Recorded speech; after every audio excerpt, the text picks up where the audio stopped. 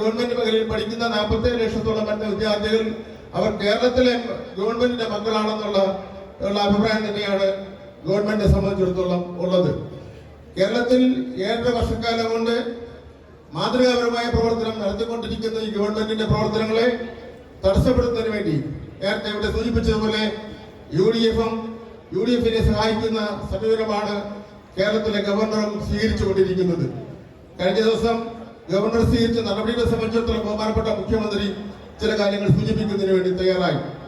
ബഹുമാനപ്പെട്ട ഗവർണർ ഒരിക്കലും പറയാൻ പാടില്ലാത്ത വാക്കുകളാണ്, ജനാധിപത്യ സംവിധാനത്തിൽ ഒരിക്കലും പ്രഖ്യാപിക്കാൻ പാടില്ലാത്ത കാര്യങ്ങളാണ് അദ്ദേഹം ഇപ്പോൾ പ്രഖ്യാപിച്ചിരിക്കുന്നത്.